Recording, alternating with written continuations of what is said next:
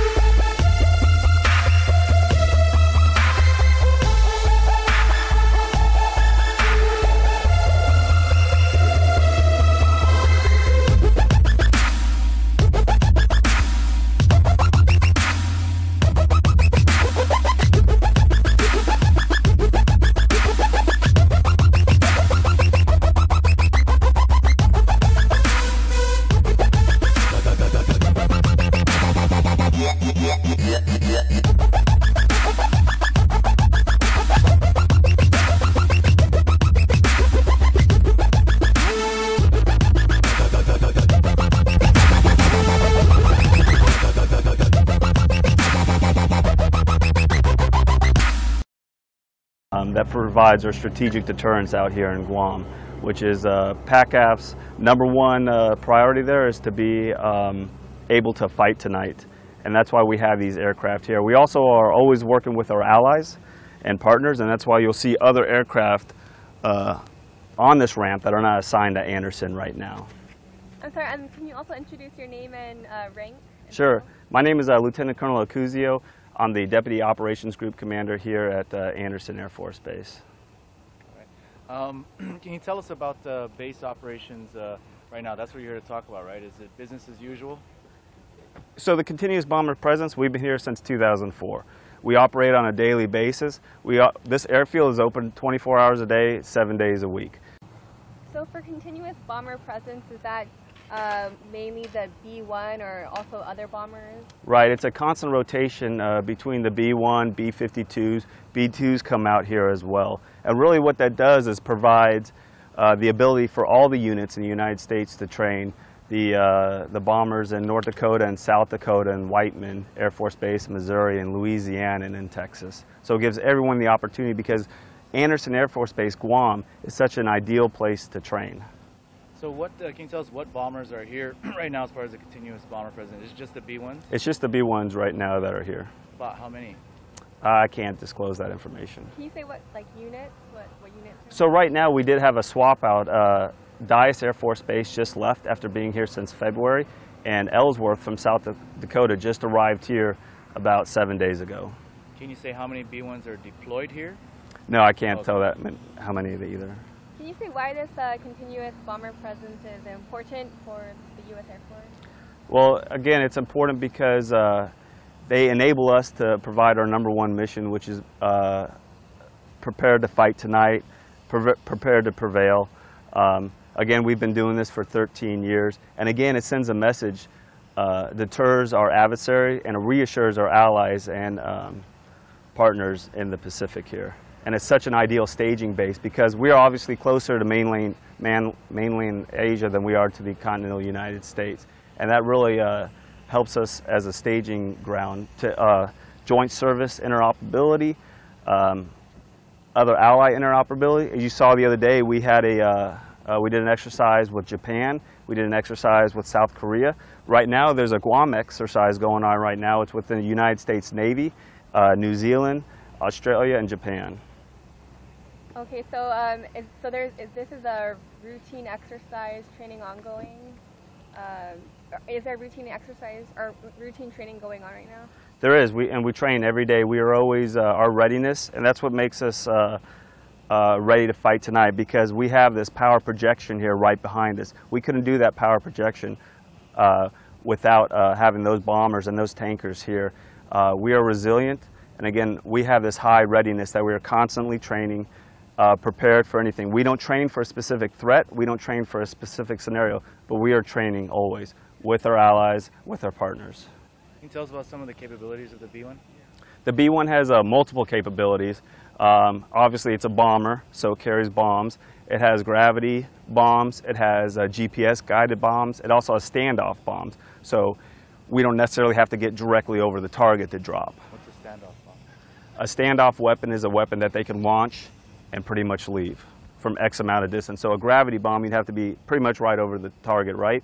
A GPS guided bomb, you don't have to be as accurate because GPS will hook in and then guide the bomb. But a standoff weapon, you just fire, miles and miles off wherever you're at, wherever the target's off of. If that makes sense. Any other questions on that? Can these carry nuclear weapons? The B-1s who are out here right now cannot carry, they are not nuclear capability, but the B-52s and the B-2s that come out here, part of the continuous bomber presence, are nuclear capability, are nuclear capable. Any other questions? Just one point of technicality here. Let's say there is something that happens that warrants a response. Can you give us something like a time frame, how fast you can actually get something going?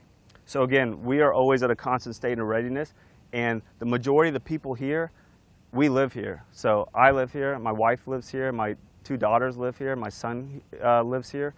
We go to Tumon Bay, my son they go to school here, we go to Jeff's Pirates Cove.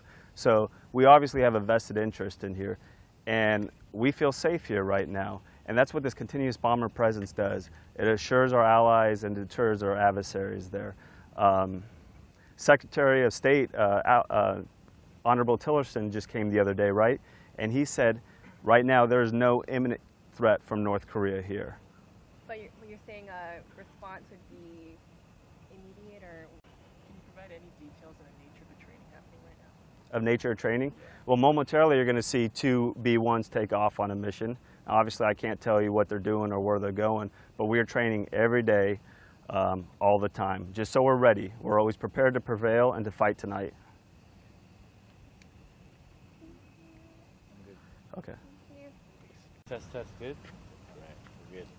Hey, again, I just want to thank you all for coming out here, and I just want to reemphasize that the people of Guam are part of Team Anderson. The grandfathers, the fathers, the sons and daughters, the civil service men and women, the guardsmen, the Air National Guards. The only reason these bombers could get bombs on target is because of the tankers. The only reason the tankers could get bombs on target, refuel, is because of the maintenance, the support that they get from the base, and that the people from Guam support though. So the people that fly the aircraft and the people of Guam, they're just as important as the folks that fly the aircraft. And we could not get the mission done without the people of Guam. Statement wasn't tough enough, and we're backed by 100% by our military, we're backed by everybody, and we're backed by many other leaders. And I noticed that many senators and others today came out very much in favor of what I said. But if anything, that statement may not be tough enough. What would be tougher than fire and fury? Well, you'll see. You'll see. North Korean threat as the rogue nation outlines detailed plans to attack the U.S. Pacific Island territory of Guam, a major military hub for America. The North saying Kim Jong-un could approve the plans within days. And while some folks living in Guam are understandably concerned, others are taking it in stride. It's actually been scary since yesterday, so right now, I'm planning with my family to, what are we going to be doing from here on till whenever this is. So we're trying to plan out if there's an emergency and things like that. I think one of the safest places to be is wherever they're aiming. Their tests don't seem to be too successful usually, and we have missile defense and stuff. He's not going to go around threatening Guam, and he's not going to threaten the United States, and he's not going to threaten Japan. President Donald Trump not backing down an inch on North Korea and his warnings of fire and fury. The people that were questioning that statement, was it too tough?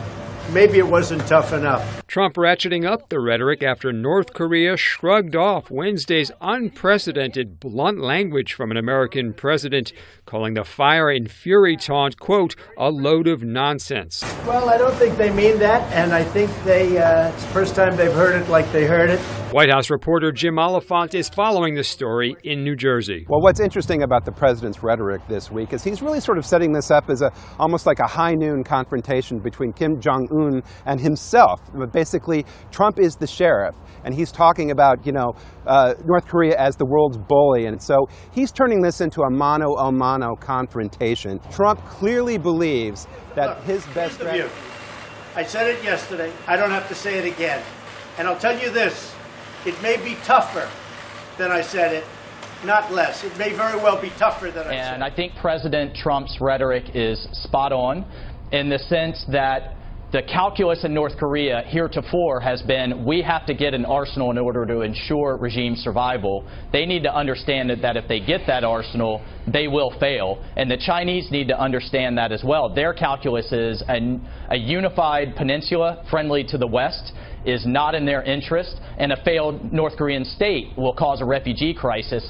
The Chinese need to understand that military action is a credible option for us. It has not been the last 8 years, and that if there's war on the peninsula, that is worse than their other fears.